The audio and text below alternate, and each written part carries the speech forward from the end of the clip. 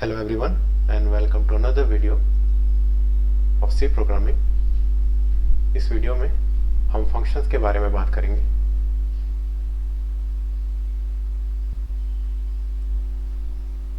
Function जिसे हम सब प्रोग्राम या सब रूटीन या कभी कभी मॉड्यूल्स भी कहते हैं, ठीक है। यह एक ब्लॉक ऑफ कोड होता है जो कि एक लिमिटेड टास्क या एक स्पेसिफिक टास्क परफॉर्म करने के लिए बनाया जाता है। ओके, फंक्शंस हमारे मेन प्रोग्राम का एक हिस्सा होता है। ठीक है, फंक्शन की मदद से हम एक बड़े प्रॉब्लम को छोटे छोटे प्रॉब्लम्स में डिवाइड करते हैं, ठीक है, और उन छोटे छोटे प्रॉब्लम्स को वर्क करके हम मेन प्रॉब्लम को कवर अप करते हैं। ओके, जिसके कारण आपका प्रोग्राम और मॉड्यूलर हो जाता है। Modularity is one of the features of C, जो कि हमने फर्स्ट चैप्टर में पढ़ा था। ठीक है, मॉड्यूलर का मतलब ही होता है कि प्रोग्राम्स में आपके फंक्शंस मौजूद हैं या प्रोग्राम्स को आपने फंक्शन की मदद से बनाया है। फंक्शंस हमें टॉप डाउन अप्रोच द्वारा प्रॉब्लम को सॉल्व करने में मदद करता है। ओके, हमने देखा था what is a top down approach. ठीक है, एक बिगर प्रॉब्लम को जब हम, ठीक है, छोटे छोटे प्रॉब्लम्स में डिवाइड करते हैं, ठीक है, एंड देन इंडिविजुअली उन पे वर्क करके हम मेन प्रॉब्लम को हैंडल करते हैं। इंडिविजुअली उन छोटे प्रॉब्लम को हैंडल करके अल्टीमेटली हम मेन प्रॉब्लम को हैंडल करते हैं। सो उसे हम टॉप डाउन अप्रोच कहते हैं। ठीक है, फंक्शन की मदद से प्रोग्राम में ज्यादा क्लैरिटी आती है। ठीक है, प्रोग्राम काफी नीट दिखता है अगर आप फंक्शन यूज करेंगे, स्पेशली अगर प्रोग्राम आपका बड़ा है और जहां आपके कोड्स ज्यादा रिपीट्स हो रहे हैं। Okay, so one of the features या one of the use of function is to convert repeating codes, है ना। रिपीटेटिंग कोड्स का मतलब है जो कोड्स आपके बार बार रिपीट्स हो रहे हैं। ठीक है, नो ये लूप से काफी अलग है ना। रिपीटेशन का मतलब लूप नहीं है। रिपीटेशन मैं बोल रहा हूँ जब आप कोड को, सेम कोड को आप बार बार रिपीट कर रहे हैं अलग अलग जगह। ठीक है, सो वैसे कोड्स को फंक्शन में कन्वर्ट करने से, ठीक है, आपका प्रोग्राम ज्यादा क्लियर, ज्यादा नीट, ठीक है, और ज्यादा इजी हो जाता है। ठीक है, ठीक है, अगर प्रोग्राम्स को हम फंक्शंस की मदद से डिजाइन कर रहे हैं या फिर फंक्शन बेस्ड बना रहे हैं, ज्यादा से ज्यादा हम फंक्शन का यूज करते हुए प्रोग्राम को हम लिख रहे हैं, उससे प्रोग्राम कम टाइम में डेवलप होता है, साथ ही साथ उसे डिबग करने में भी ज्यादा आसानी होती है। ठीक है,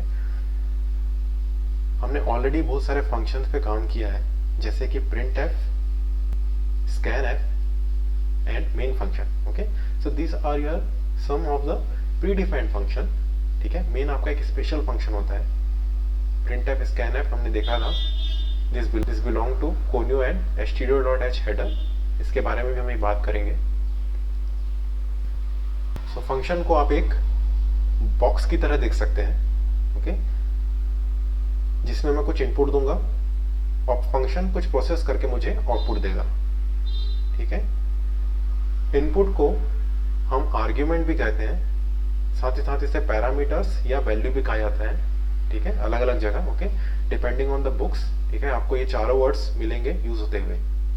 ठीक है, नाउ ये जरूरी नहीं है कि फंक्शन को आपको कुछ इनपुट देना पड़े। ओके, फंक्शन बिना किसी इनपुट के भी आपको आउटपुट दे सकता है, करेक्ट, बट जनरली फंक्शन को इनपुट दिया जाता है और हम उससे आउटपुट लेते हैं।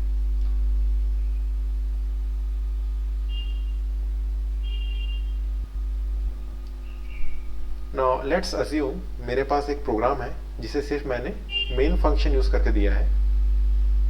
ओके, सेम प्रोग्राम को मैं फंक्शन की मदद से बनाना चाहता हूं। सो मुझे कुछ इस प्रकार का सिनेरियो मिलेगा। ठीक है, इसी मेन को या इसी प्रोग्राम को जिसमें मैंने सिर्फ मेन यूज करके लिखा था, उसी को मैं क्या करूंगा, 3-4 भागों में या 3-4 फंक्शंस में डिवाइड कर लूंगा। ठीक है, और उसे इंडिविजुअली क्या करने वाला हूं, मैं कंप्लीट करने वाला हूं। ठीक है, आफ्टर कंप्लीटिंग इंडिविजुअल फंक्शन, है ना, F1 F2 F3 F4, ठीक है, मैं उसे मेन में जाके जोड़ दूंगा। ठीक है, मेन एक ऐसा फंक्शन है जिसको आप कभी हटा नहीं सकते। ओके, और किसी भी सी प्रोग्राम का एक परमानेंट हिस्सा है। ठीक है, सो मेन तो आपका रहेगा ही। ठीक है, सो मेन में मैंने क्या किया, फंक्शंस बनाए और फंक्शंस को मेन में जाके क्लब कर दिया, जोड़ दिया। ठीक है, so this is a function based या modular program and this is a non modular program, है ना, इसमें मॉड्यूलरिटी बिल्कुल भी नहीं है। ओके, सो कुछ इस तरीके से आप कंपेयर कर सकते हैं। ठीक है, program with function and program without a function. Now in C there are two types of function. पहला फंक्शन है आपका स्टैंडर्ड लाइब्रेरी फंक्शन, जैसा कि printf, scanf हम देख चुके हैं। ओके, ऐसे फंक्शन पहले ही डिफाइन होते हैं किसी फाइल, किसी हेडर फाइल्स में या फिर सी फाइल में। ओके, इन फंक्शन को यूज करने के लिए हमें सिर्फ यह बताना है कि किस लाइब्रेरी में ये डिफाइन है। जैसे कि printf यूज करने के लिए मैं std.h को ऊपर मेंशन कर देता हूं। ठीक है, ताकि ये पता चले कि यह फंक्शन जब आएगा तो आपका सी प्रोग्राम किस हेडर फाइल में इसे देखे। ओके, सिमिलरली scanf के लिए हम conio.h यूज करते हैं। ओके, तो जो भी स्टैंडर्ड फंक्शन हम यूज कर रहे हैं, जैसे कि मैथ्स लाइब्रेरी भी हो गई। ओके, आपको सिर्फ यह ध्यान रखना है कि आपने हेडर फाइल उसका वहां पर पेस्ट किया है, क्योंकि जब भी ये फंक्शन आपका प्रोग्राम में एग्जीक्यूट होगा, आपका कंपाइलर लाइब्रेरीज को चेक करेगा कि कौन सा फंक्शन किस लाइब्रेरी में डिपेंड करता है, ताकि उस लाइब्रेरी से वो उस फंक्शन का डेफिनेशन ले सके। अभी हम देखेंगे व्हाट इज डेफिनेशन। दूसरा टाइप का फंक्शन होता है यूजर डिफाइन फंक्शन। यह ऐसे फंक्शन है जिसे यूजर या प्रोग्रामर खुद बनाता है। ठीक है, और इसकी रूपरेखा खुद ही तैयार करता है। ठीक है, जैसे कि इसमें क्या जाने वाला है, इस फंक्शन में क्या होने वाला है, और इस फंक्शन से क्या निकलने वाला है। Now this is the basic structure of C programming. ये हम पहले भी देख चुके हैं चैप्टर 1। ठीक है, सो सबसे पहले आपका डॉक्यूमेंटेशन सेक्शन है। यहाँ पर हम कमेंट्स ऐड करते हैं और साथ ही साथ थोड़ा थ्योरी ऐड करते हैं रिगार्डिंग द प्रोग्राम। ठीक है, जैसे कि प्रोग्राम में क्या होने वाला है, क्यों होने वाला है। ठीक है, ऑथर किसका है ना, कौन सा वर्जन है, वगैरह वगैरह। Okay, so all the extra details जो हम चाहते हैं। सेकंड है लिंक सेक्शन। लिंक सेक्शन वो सेक्शन है जहां पर आप अपने लाइब्रेरी सेट करते हैं, जैसे कि std.h एंड conio.h। ठीक है, इसके बाद आता है डेफिनेशन सेक्शन, और इस डेफिनेशन सेक्शन में हम क्या करते हैं, हम डिक्लेयर करते हैं यूजर डिफाइन फंक्शन को जिसे हम यूज करने वाले हैं। ओके, सो इस पार्ट को हम कहते हैं फंक्शन डिक्लेरेशन। ठीक है, यहाँ पर हम यूजर डिफाइन फंक्शन जो हम यूज करने वाले हैं उसे डिक्लेयर करते हैं। ठीक है, इसके बाद है आपका सेकंड चीज फंक्शन का डेफिनेशन, और फंक्शन का डेफिनेशन आपके मेन के बाद होता है। जैसे कि आप देख सकते हैं यहाँ लिखा हुआ सब प्रोग्राम सेक्शन, तो यहाँ पर मल्टीपल फंक्शंस हैं जिनकी डेफिनेशन यहाँ पर ऐड की गई है। ठीक है, so after main we are going to add the function definition. So दो चीजें हैं यहाँ पर। For the user define function आपको पहले फंक्शन डिक्लेयर करना है और उसके बाद फंक्शन को डिफाइन करना है।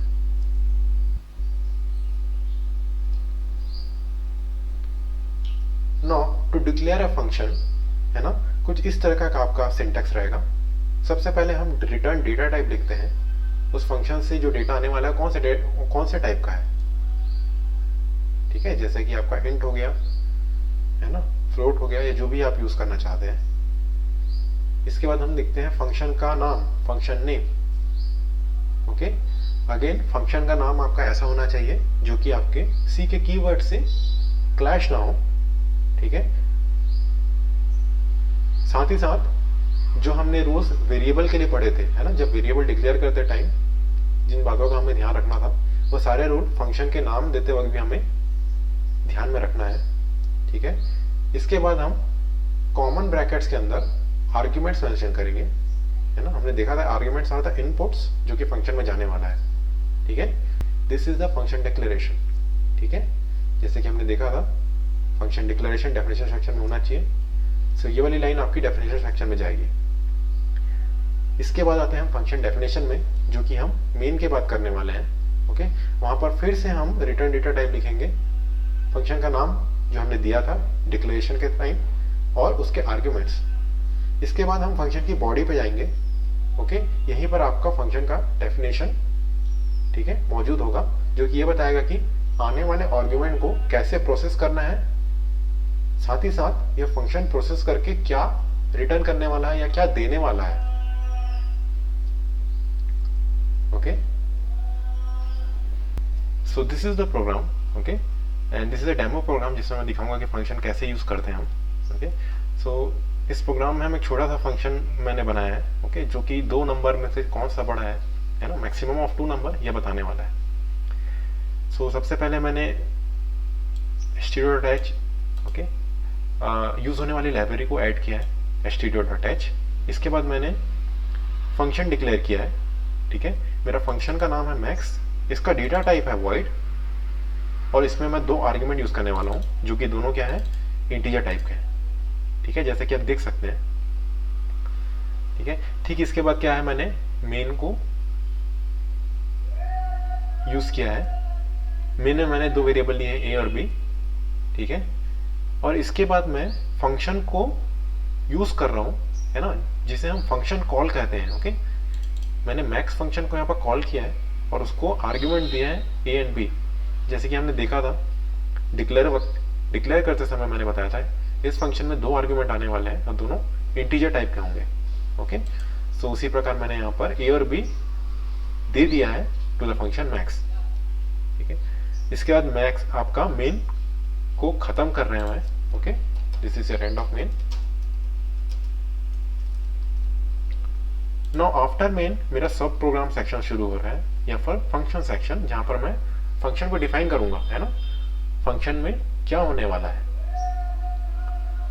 तो जैसा कि हमने देखा था, फंक्शन का रिटर्न टाइप है void, नाम है मैक्स, और इसमें 2 इंटीजर्स हैं x एंड y। ठीक है, आपके आर्ग्यूमेंट्स हैं x एंड y। फंक्शन को डिक्लेयर करते समय आपको यहाँ पर वेरिएबल मेंशन नहीं करना है, ध्यान रखिएगा। जब हम डेफिनेशन लिखते हैं तब हम यहाँ पर वेरिएबल मेंशन करते हैं। इसका मतलब है कि फंक्शन अपने लिए x और y वेरिएबल में आने वाली वैल्यू को स्टोर करेगा। ठीक है, ये एक तरीके से आपका डिक्लेरेशन है वेरिएबल्स का। जब मैं यहाँ पर मैक्स ए भी लिख रहा हूँ, a की वैल्यू जो 5 है और b की वैल्यू जो कि 4 है, ये दोनों चले जाएगी किसमें, मैक्स फंक्शन में, और x और y में जाके स्टोर हो जाएगी। यानी a की वैल्यू अभी x में आ गई है और b की वैल्यू आपकी y में आ गई है। ठीक है, now this is the body of your function, है ना, इसमें ज्यादा कुछ है नहीं। मैंने सिंपली एक इफ एल्स स्टेटमेंट लिख के, है ना, ये प्रिंट करा है कि कौन सा नंबर बड़ा है। Okay, using a relational operator. तो x is greater than y, अगर यह ट्रू होगा दैट मीन्स मैं प्रिंट कराऊंगा x इज ग्रेटर, अदरवाइज मैं प्रिंट कराने वाला हूँ y इज ग्रेटर। आप यहाँ देख सकते हैं, यह फंक्शन कुछ भी चीज रिटर्न नहीं कर रहा है। रिटर्न करने का मतलब है मेन फंक्शन को रिटर्न करना। ठीक है, ये कंसोल को तो दे ही रहा है, लेकिन यह कोई वैल्यू मेन को रिटर्न नहीं कर रहा है। इस वजह से मैंने यहाँ पर रिटर्न टाइप रखा है void, है ना। void का मतलब है नल, कुछ भी नहीं। ठीक है, अगर मैं कुछ यहाँ पर रिटर्न करता टू द मेन, तब यहाँ पर मुझे अपना रिटर्न टाइप चेंज करना पड़ता एज पर माई रिक्वायरमेंट। वो भी हम अभी करके देखेंगे। ओके, फिलहाल इस प्रोग्राम को हम बिल्ड करते हैं और रन करते हैं।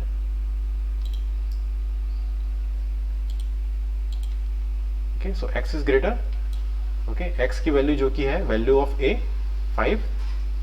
नाउ यही चीज मैं बिना फंक्शन के भी कर सकता था, करेक्ट। ओके, बट सपोज मैं यह कंपैरिजन जो है 100 बार करना चाहता हूं in my program. Okay, suppose आपके पास एक ऐसा प्रोग्राम है जिसमें आपका एक कंपैरिजन 100 बार होने वाला है।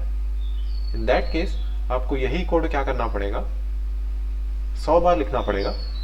Now with the help of function, है ना, अब मुझे यह काम 100 बार रिपीट नहीं करना है। सिंपली मैं मैक्स लिख के अपने वैल्यूज को यहाँ पर दे सकता हूँ और ऑटोमेटिकली मुझे पता लग जाएगा कि कौन सी वैल्यू बड़ी है ना, without writing this if and else. ठीक है, so this is one of the features of function, या one of the advantage of function, जिसकी मदद से मैं कोड को श्रिंक कर सकता हूँ, छोटा कर सकता हूँ। ठीक है। साथ ही साथ आपका डेवलपमेंट टाइम भी इसमें कम हो जाएगा। डेवलपमेंट टाइम मीन्स कोड को डेवलप करने का टाइम। एक और चीज, हमेशा मैंने मेन को वॉइड के साथ यूज किया है, ठीक है।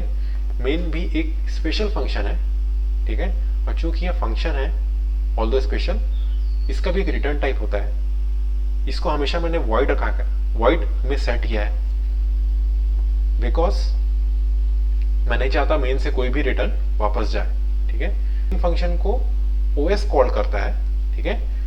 अगर आपने सी रिलेटेड प्रोग्राम नेट में सर्च किया होगा तो आपने देखा होगा मोस्ट ऑफ द टाइम आपका मेन का रिटर्न टाइप होता है इंट, और in the end of the main या बिफोर एंडिंग मेन यहां पर वो लिखते हैं रिटर्न 0,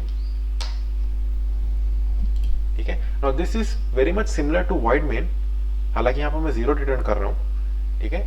इसका मतलब है कि इन the end of the main function main आपको क्या रिटर्न करेगा, 0, ठीक है। किसे रिटर्न कर रहा है, ओएस को रिटर्न कर रहा है, operating system. Main function operating system main को कॉल करता है और उसे मैं रिटर्न 0 कर रहा हूं,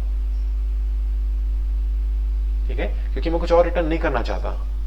अल्टीमेटली मेरा में एम क्या है, I want to develop a C program, ठीक है। मुझे ओएस को कोई रिटर्न वैल्यू नहीं करनी है, और इसी वजह से it's better to use void instead of this int. दोनों प्रोग्राम में ज्यादा फर्क नहीं है, दोनों में आपको सेम आउटपुट मिलने वाला है, ठीक है। बस यहाँ पर रिटर्न वैल्यू चेंज हो जाएगी। Now we will make some changes in this function, ठीक है। मैं चाहता हूं कि यह फंक्शन आपको मैक्सिमम वैल्यू रिटर्न करे, ठीक है। अभी आपको फंक्शन सिर्फ यही बता रहा था कि दोनों में से कौन सा बड़ा है यूजिंग printf।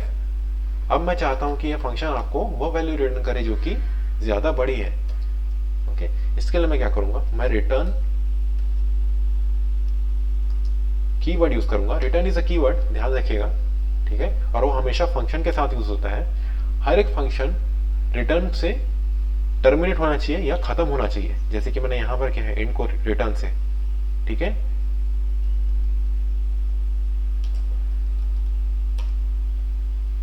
ओके, एक और ध्यान देने वाली बात है, ठीक है, आपका रिटर्न जो होगा वह आपके रिटर्न डेटा टाइप से मैच होना चाहिए, ठीक है। अगर मेरा फंक्शन वॉइड है, इन दैट केस मुझे रिटर्न लिखने की जरूरत नहीं है, ठीक है। सो यहां पर मैं क्या करता हूं, मैं ग्रेटर नंबर को रिटर्न करता हूं। सो अगर यह कंडीशन ट्रू है तो मैं एक्स वैल्यू रिटर्न करूंगा, अदरवाइज मैं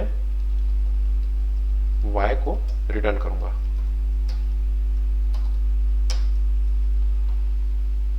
ठीक है।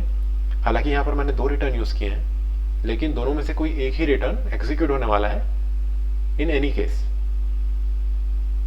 ओके। सो इस बात का ध्यान रखना है, रिटर्न को आपको सिर्फ आपको कोड ऐसे लिखना है कि रिटर्न एक बार ही एग्जीक्यूट हो, ठीक है। आप 2 रिटर्न एग्जीक्यूट नहीं कराना चाहेंगे किसी भी फंक्शन में, ओके। नाउ यहां पर मैं क्या करता हूं, मैं printf यूज करके इस वैल्यू को देता हूं मैक्सिमम या ग्रेटर नंबर इज, यहां पर %d एंड कॉमा, ठीक है। यानी कि जो भी मैक्स फंक्शन मुझे रिटर्न करेगा, देगा, उसे मैं क्या करूंगा, प्रिंट करा दूंगा यूजिंग printf, ठीक है। लेट्स सी, ये कोड आपका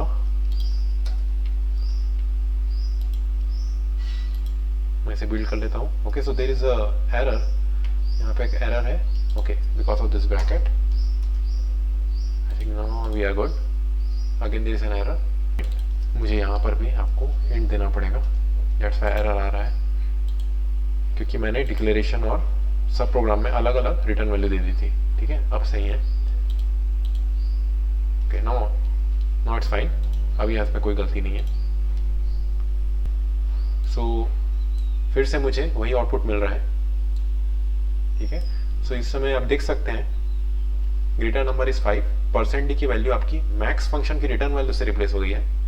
मैक्स ने क्या रिप्लेस किया, मैक्स ने क्या रिटर्न किया है, x की वैल्यू, क्योंकि x अभी y से बड़ा है। अगर मैं इसे चेंज कर दूं, लेट्स से 6, इस केस में आपका जो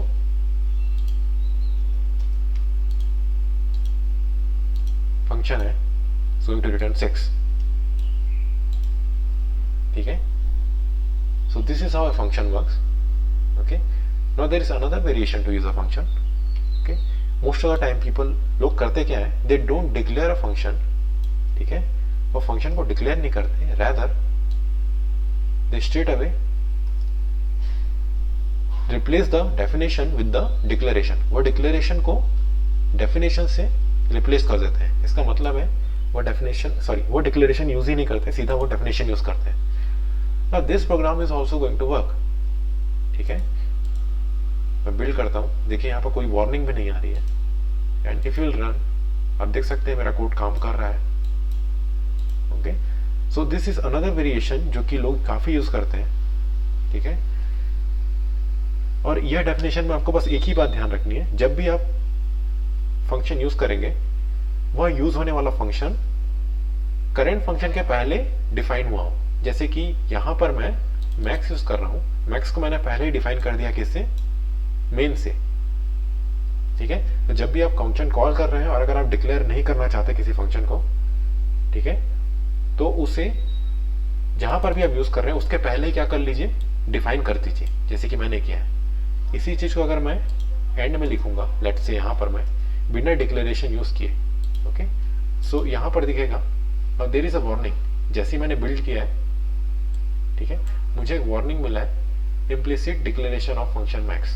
ठीक है, इसका मतलब क्या है, सी को यह फंक्शन डिक्लेयर नहीं मिला है. ऑल्दो इससे आपका आउटपुट चेंज नहीं होगा.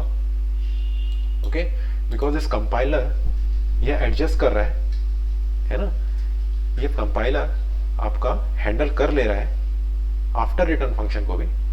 ठीक है, लेकिन most of the compiler, specially embedded जो कंपाइलर होते हैं, ठीक है, आप अगर प्रोसेसर वगैरह में काम करेंगे, वहां पर आपको स्टेट अब यहाँ पर एक एरर आएगा. ठीक है, you can not execute this code. Okay, so it's always a good practice कि फंक्शन को यूज करने के पहले ही आप क्या करें, डिक्लेयर कर लीजिए, जैसे कि यहाँ पर मैं कर रहा हूँ. ठीक है, अब आपका वार्निंग हट जाएगा. See, there is no warning now, it's blue everything. Okay, so this is how we use the function. I hope this is clear. So we'll continue the function in next videos, है ना, हम कुछ और functions देखेंगे. So thank you for watching this video.